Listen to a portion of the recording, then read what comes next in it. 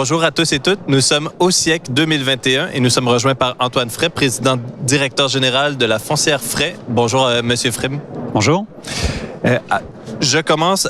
Alors que le marché des centres commerciaux a été fortement perturbé par la crise sanitaire, notamment en raison des différents confinements qui ont forcé leur fermeture, chez Fray, vous avez procédé au cours de la période à la livraison de 2 centres commerciaux à Strasbourg et à Claye-Souilly. Et puis, vous avez annoncé cet été l'acquisition du centre commercial de plein air Carré Sud.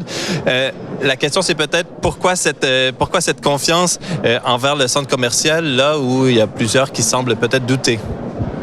On a une vraie confiance sur, non pas le centre commercial dans un sens absolu, mais dans l'objet, dans le concept que l'on développe aujourd'hui, qui est le shopping promenade, comme vous le savez.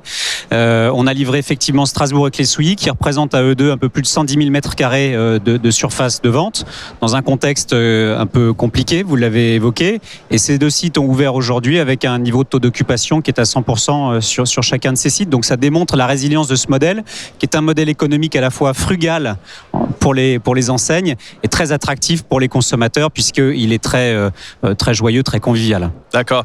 Et justement, vous évoquez shopping promenade. Quels sont justement les codes les plus importants qui définissent cette vision du centre commercial que vous portez chez Fray? J'ai envie de vous dire que Shopping Promenade, c'est presque plus un centre commercial. Okay. C'est un centre d'intérêt collectif. C'est-à-dire qu'on va regrouper autour d'un fil rouge qui est la convivialité, un grand nombre d'intérêts différents, de commerçants, de restaurateurs, d'opérateurs de loisirs, c'est vrai, mais aussi d'écoles, de praticiens de santé, de producteurs agricoles, d'associations.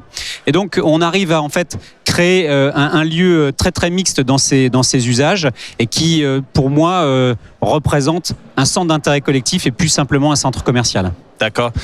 Et chez Fray, vous avez lancé il y a quelque temps la filiale Citizers qui est dédiée à l'immobilier mixte. Vous êtes aussi devenu la première foncière à mission de France. Donc, manifestement, vous n'avez pas peur de l'innovation. Comment vous voyez votre modèle évoluer au cours des prochaines années? On doit avoir une véritable utilité. On est devenu une entreprise à mission. Notre raison d'être, c'est remettre le commerce au service de l'intérêt collectif. On est aussi devenu la première société cotée en France à avoir obtenu la certification B Corp, qui est excessivement difficile à obtenir et qui atteste du niveau d'engagement ESG du groupe. L'innovation, elle consiste à utiliser le commerce pour toutes les vertus qu'il peut avoir. Le commerce est un fabuleux vecteur de mixité urbaine, un fabuleux vecteur de lien social, de résilience économique locale et de transition environnementale. Donc notre stratégie, c'est de mettre au cœur de nos produits ces 3 piliers. D'accord. Et donc, j'imagine que c'est la vision que vous portez avec les 2 projets que vous avez dans les tuyaux qui se lancent prochainement. Je vous laisse peut-être nous les présenter. On a 2 projets dont les chantiers démarrent. Un premier projet qui est un shopping promenade de 50 000 mètres carrés aux portes de Genève, à 4 km de la frontière, à Saint-Genis-Pouilly. Et un deuxième projet en tissu urbain dense, qui est un projet Citizers, comme vous l'évoquiez, qui est à Saint-Ouen. Un projet assez fabuleux dans lequel on va créer un véritable centre à ciel ouvert en tissu urbain dense avec une halle dans laquelle on va pouvoir travailler une offre autour de la food et d'un lieu très festif, de l'animation et de la culture avec un opérateur qui est Grande Contrôle. Super, beaucoup de projets dans les tuyaux.